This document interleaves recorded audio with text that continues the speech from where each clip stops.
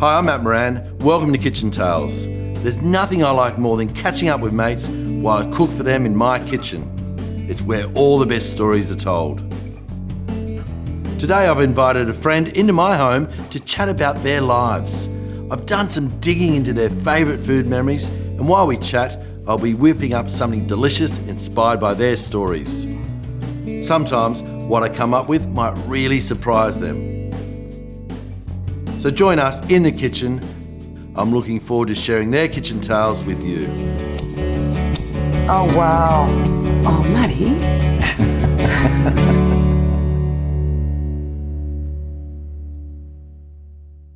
I have two guests today, and they are Ellie and Sam Studd. They're the children of pioneer of the Australian cheese industry, Will Studd. I've known Will for about 30 years, and in my industry, he's an absolute legend. And it's great to see these two carrying on that legacy. I know they're here now. I'll go and get them. Ellie. Hello. How are you? Lovely to see you. You too, Sam. Matt, how are you, mate? Mate, what have we got here? Brought you some cheese. Wouldn't arrive empty-handed. You did need to do that, but I suppose everybody expects you to bring cheese when they come around. 100%. I saw you looking at my hands when I walked in. But guess what? I've got some cheese for you too. Great. Come and sit in, guys. Great. There's some water there. You can help yourselves. Thank you. I'm going to leave this. I'm going to leave this in the cool room. If we want to eat a little bit of it later, we can. But I'm just going to put it away, and I'll tell you my story. I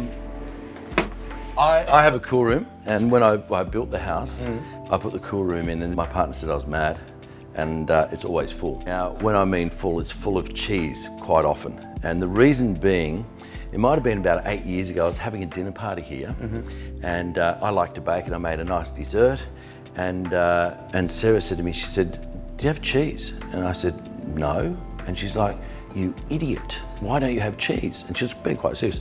And I said, "Oh, I didn't even think about it." So I had to ring around to my restaurants and put cheese in a taxi and deliver cheese. And ever since then, I will never ever have a dinner party or a lunch without knowing that I've got cheese in the cool room. So thank you for that. That's lucky we brought you some cheese. All right, guys, sit down, have a water.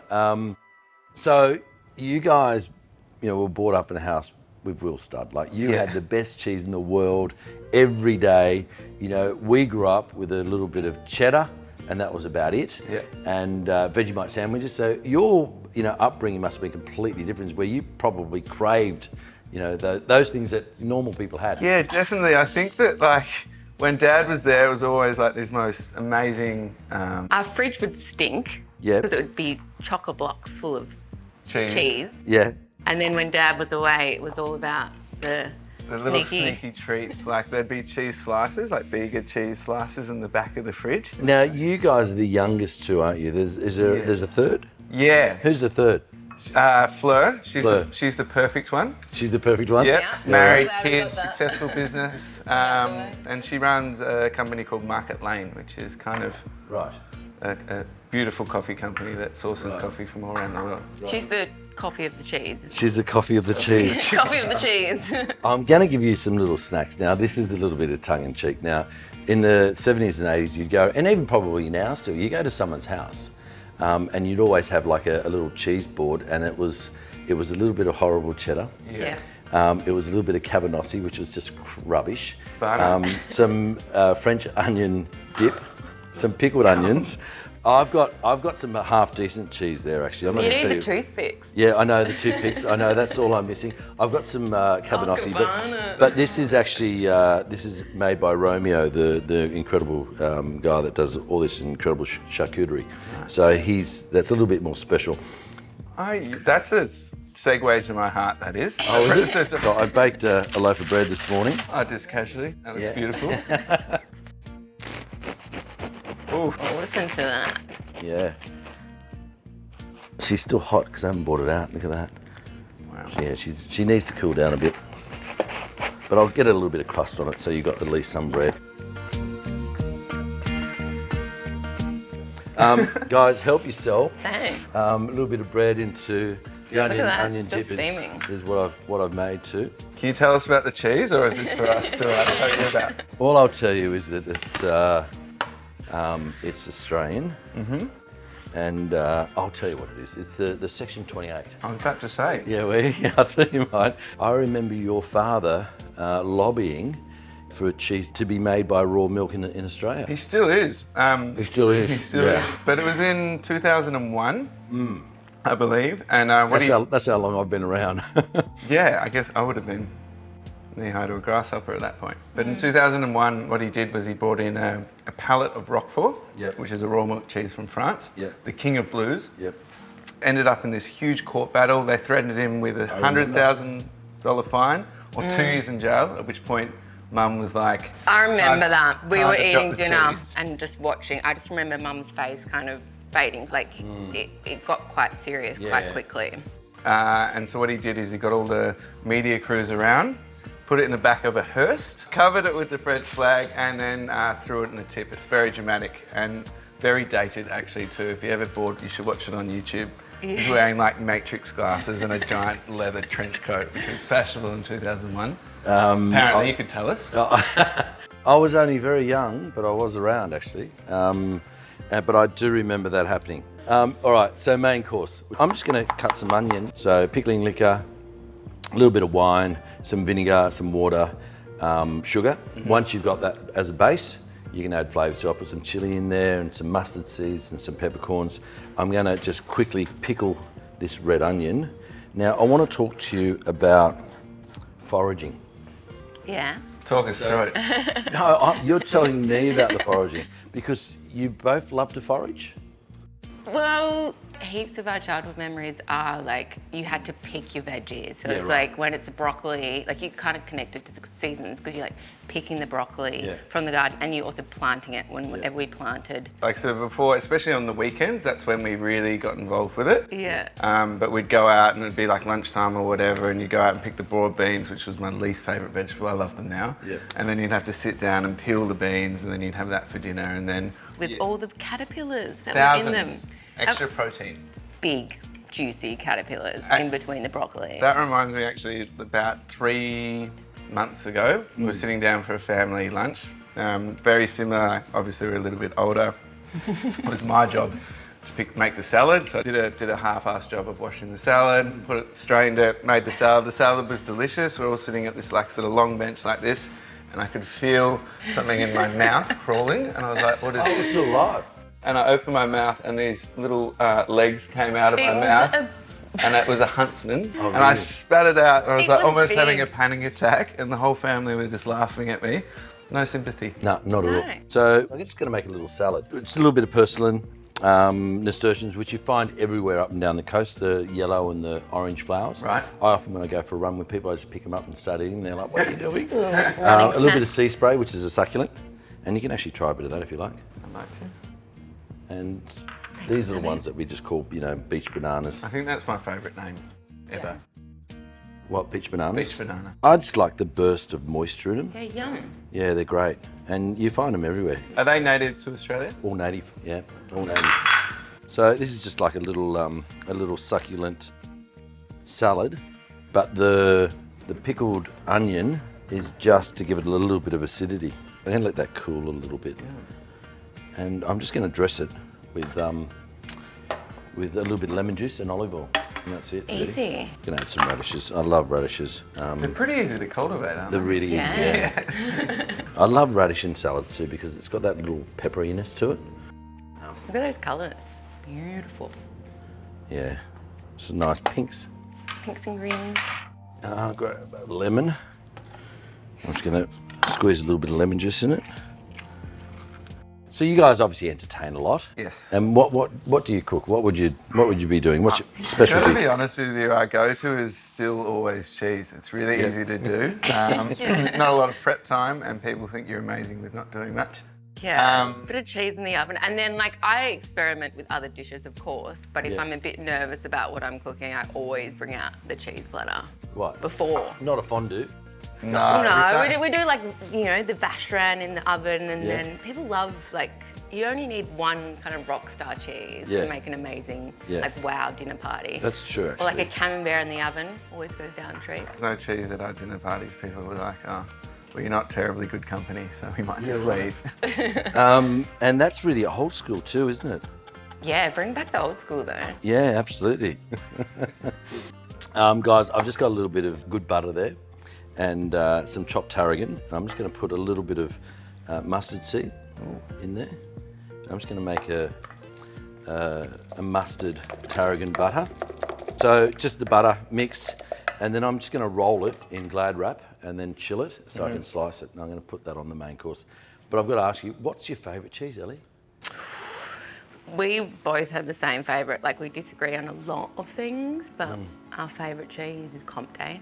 Is it really? It's Yeah. the best cheese ever. Desert island cheese, you know, You can do anything with this cheese. You can melt it. It can be a table cheese. and that lingering kind of tang. Like, sometimes, you know, it's that toffee and butterscotch, which we really love, and then other times it'll be like really fruity. So I think just that variance and seeing like it being such a beautiful spectrum, I love that. I'll tell you a cheese story, and this is a romantic story also. And it was, God, it was over 20 years ago. I went to Paris for the very first time. A friend of mine got a booking for me at Jarmin, where Robichon used to be. Yep. And we'd had, you know, some langoustine and beautiful, I remember all the dishes, and we get to cheese. And the waiter says to us, he says, "Mr. Moran, would you like some cheese?" I'm like, "Oh, no way, I'm full." And he's like, "I'm sorry?" That's not an option. Not an option. And he starts saying, "But I don't understand, you've come all this way from Australia and you're saying no?" And I'm like, "Oh, sorry, oh, yeah, we'll have cheese." Next minute, you got 15 cheeses in front of you, right? And you're having a taste of each. And then as we left, Ducati came out and gave me a signed menu. They gave me a loaf of bread and an ashtray with Ducati written on it. And we walked off, and Sarah said to me, she said, "Wasn't that nice?" I said, "Well, we had a few drinks." I said, "It's very obvious. Ducati gave me a menu signed because I'm a chef. He gave me an ashtray because he knew I was going to steal one anyway. And he gave me a loaf of bread because he knows I can't afford dinner." True story. All right, so main course. We're talking about foraging. This was foraged. A mate of mine went and got it for me. I asked him, I said, "Can you go and catch me one?" And he did. Right. And he's got me one. Oh, yeah. A Sydney rock lobster. You can see he's got ice cubes on him. He's not moving. He's well and truly asleep. He's probably passed away, which is the humane way. Behind the back of the head, straight through the brain, and just basically cut him in half in this way.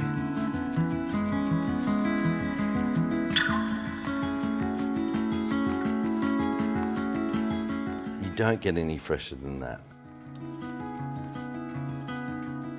So I've just got a little bit of the butter that I've just put into Glad wrap, wrapped it up, a little bit of lemon rind in there right at the last minute. I'm just going to cook it on the barbecue. You know, Great. We're in Australia, we're on the coast. Simple, beautiful.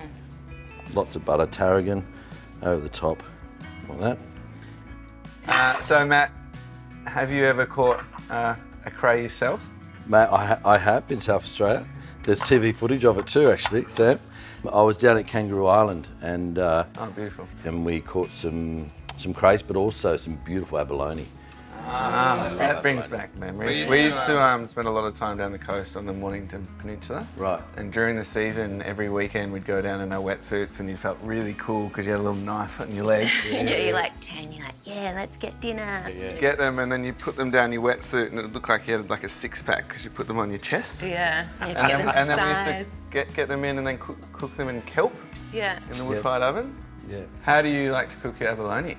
Mate, I love it in a master stock, and Oi. then shaved really fine, or beaten out and just whacked on a barbecue. Yeah.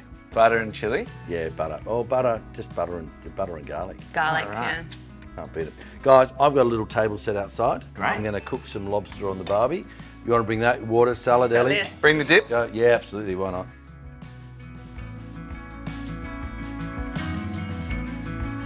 All right. Barbecue's nice and hot. What temperature are we talking? Mate, that's about 450. So basically what I'm going to do is just put them on the grill there like that. I'm going to close it up and just let that butter melt into it.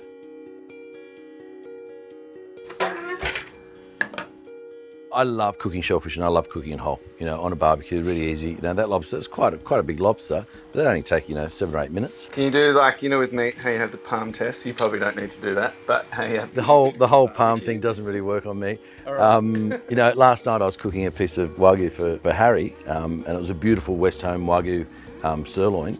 And Harry's like, is it cooked yet? And I go, not yet. And he goes, but you haven't even touched it. I said, mate, trust me. He's like, yeah, I don't. I know. Years in the kitchen. Years in the kitchen. Oh, that's look at that. Oh, yeah. You just see now it's filling up with butter. Lobster, I always find, if it's a little bit translucent as you're eating it, so be it. That lobster, we can take that meat out when it's raw and eat it sashimi. So if it's a little bit translucent in the middle, I'd rather it be undercooked than overcooked any day. Right. Yeah. That butter through there is just gonna, beautifully poach it at the same time, but you're getting the flavour and the smell of the barbecue. I love my barbecue, yeah. And do you always cook by eyesight, or do you ever get your little prod out? Thermometer. Look, I'd lie if I said I got my prodding tools out. Okay. I don't. I just do it by look, yeah. And look and feel, Hence, I reckon that's ready. Yum. You can see that, Looking look at that. good. And it's still a little bit sort of translucent up there. Perfect. You feeling it? I'm feeling it, buddy. I'm feeling it. Look at that. Yum. So good. All right. Let's go and sit down, guys. Let's eat the best part. There's just one last thing I forgot. I'll be back in a sec. So delicious.